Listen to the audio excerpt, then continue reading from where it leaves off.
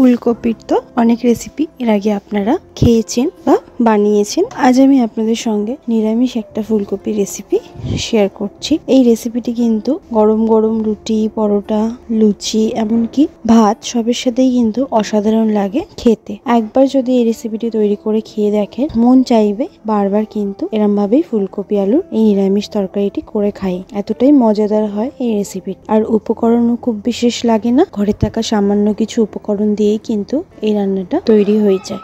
নমস্কার বন্ধুরা, অনুশ্রীর রান্নাঘরে আপনাদের সবাইকে স্বাগত। রেসিপিটি তৈরি করার জন্য একটা মিডিয়াম সাইজের ফুলকপি আমি নিয়েছি। ফুলকপিটাকে ভালো করে কেটে ধুয়ে পরিষ্কার করে নিয়েছি। আর নিয়েছি দুটো মিডিয়াম সাইজের আলু। আলুগুলোকেও একটু ডুমো ডুমো করে কেটে নিয়েছি আর ভালো করে ধুয়ে পরিষ্কার করে নিয়েছি। এরপর একটা বাটি নিয়ে নিলাম। এর মধ্যে দিয়ে দিচ্ছি হাফ চামচ পরিমাণে ধনের গুঁড়ো, 1 চামচ কাশ্মীরি লঙ্কার গুঁড়ো, হাফ চামচ জিরের গুঁড়ো, 1/4 চামচ হলুদের গুঁড়ো, আর দিয়ে দিচ্ছি সামান্য একটুখানি জল। মশলাটাকে একটু জলের মধ্যে গুলে আমি রেখে দেবো। এভাবে জলে গুলে রান্না করলে রান্নার টেস্টটা কিন্তু বাটা মশলার মতন হবে। এরপর গ্যাস অন করে আমি কড়াতে দিয়ে দিয়েছি একটুখানি জল। জলটা গরম হয়ে যাওয়ার পর দিয়ে দিচ্ছি কেটে রাখা আলু। আলুটাকে দেওয়ার পর দিয়ে দিলাম 1 চামচ পরিমাণে নুন। আলুটাকে আমি ঢাকা দিয়ে 4-5 মিনিটের জন্য ঢাকা দিয়ে দেব। 4-5 মিনিট পর ঢাকাটা সরিয়ে নিয়েছি। আলুগুলোর এবার আমি জল থেকে তুলে জলটাকে ছড়িয়ে রেখে দিলাম। আর ফুলকপিগুলোকেও এই জলের মধ্যেই দিয়ে দিলাম। গ্যাসের ফ্লেম কিন্তু আমি বন্ধ করে দিয়েছি। ফুলকপিগুলোকে এরমভাবে গরম জলের মধ্যে একটুখানি নাড়াচাড়া করে নিয়ে 3 মিনিটের জন্য আমি ঢাকা দিয়ে রেখে দেব। ঢাকাটা 3 মিনিট পর সরিয়ে নিয়েছি। এবার ফুলকপিরও জলটা ছড়িয়ে নেব। এরপর গ্যাস অন করে একটা কড়া বসিয়ে দিয়ে দিলাম পরিমাণ মতন সরষের তেল। তেলটা ভালো করে গরম করে নিয়েছি। এরপর আমি ফুলকপিগুলো, জল ঝরিয়ে রাখা ফুলকপিগুলোকে তেলের মধ্যে দিয়ে দিলাম। 2-3 মিনিট একটুখানি আগে ফুলকপিটাকে আমি ভেজে নেব। ফুলকপিটাকে 2-3 মিনিট একটুখানি ভেজে নিয়েছি। হালকা একটুখানি ফুলকপিটার কালার চেঞ্জ হয়ে যাওয়ার পর আমি এখানে আলুটাকে অ্যাড করব। এবার আলুটাকেও আমি ফুলকপির সঙ্গে ভালো করে ভেজে নেব। এতে করে ফুলকপিটাও আর একটু ভাজা হয়ে যাবে।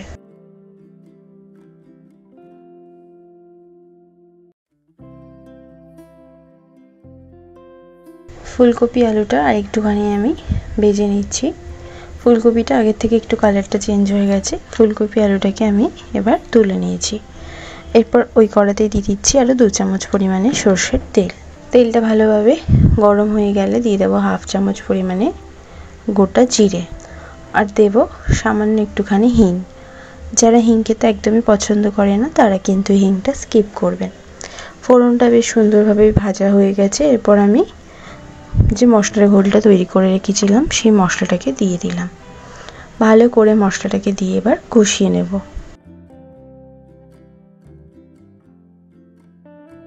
মশলাটাকে ভালো করে কষিয়ে নেবার পর আমি এখানে একটা মিডিয়াম সাইজের দিয়ে দিচ্ছি টমেটো বাটা। আপনারা যারা যদি টমেটো বাটা কেউ না দিতে চান সেক্ষেত্রে টমেটোটাকে গ্রেট করেও দিতে পারেন। আবারও টমেটো বাটাটা দিয়ে মশলাটাকে আরও ভালো করে কষিয়ে নেব। এরপর দিয়ে দেবো স্বাদ মতো নুন। যেহেতু আমি আলু সেদ্ধ করার সময় জলেতে নুন দিয়েছিলাম, তাই নুনটা এখানে একটু বুঝেই ব্যবহার করবেন। এরপর মশলাটা কষানো হয়ে যাওয়ার পর আমি ভেজে রাখা আলু ফুলকপিটাকে দিয়ে দিলাম। আলু ফুলকপিটাকে দিয়েও মশলার সঙ্গে ভালো করে এবার কষিয়ে নেব। দিয়ে দেব হাফ চামচ পরিমাণে গরম মশলার গুঁড়ো। ভালো করে আবার একটু সময় ধরে কষিয়ে নেব।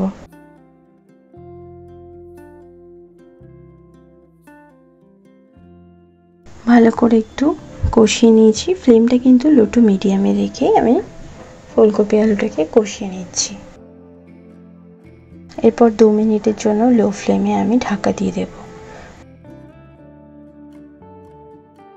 2 মিনিট পর ঢাকাটা সরিয়ে নিয়েছি। এতে করে মশলা, ফুলকপি আলু আরও ভালোভাবে কষানো হয়ে গেছে।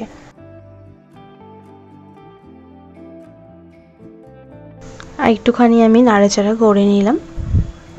এরপর দিয়ে দেবো 1 কাপ পরিমাণে জল। এই রান্নাটা কিন্তু খুব বেশি গ্রেভি ভালো লাগে না, একটু মাখো মাখোই ভালো লাগে, তাই জলটা আপনারা এখানে একটু বুঝেই ব্যবহার করবেন। জলটা দিয়ে নাড়াচাড়া করে নেবার পর দিচ্ছি সামান্য একটুখানি ধনেপাতা কুচি আর 3টে চেরা কাঁচা লঙ্কা। ভালো করে নাড়াচাড়া করে নিলাম। এরপর আমি ঢাকা দিয়ে 5 থেকে 6 মিনিট লো টু মিডিয়াম ফ্লেমে রান্নাটা হতে দেব। ঢাকাটা 5-6 মিনিট পর সরিয়ে নিয়েছি। আলুগুলো বেশ ভালোভাবে সিদ্ধ হয়ে গেছে, ফুলকপিও কিন্তু বেশ ভালোভাবে সিদ্ধ হয়ে গেছে। খুব বেশি গলে গেলে কিন্তু ফুলকপি খেতে একদমই ভালো লাগে না। ভালো করে নাড়াচাড়া করে নিয়ে দিয়ে দিচ্ছি 1 চামচ পরিমাণে ঘি। ঘিটা পুরোপুরি অপশনাল, আপনারা যদি কেউ না দিতে চান এখানে ঘিটা স্কিপ করবেন।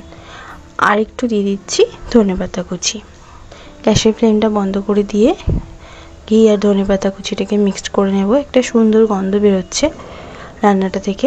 এরপর আমি এটা গরম গরম সার্ভ করে নেব।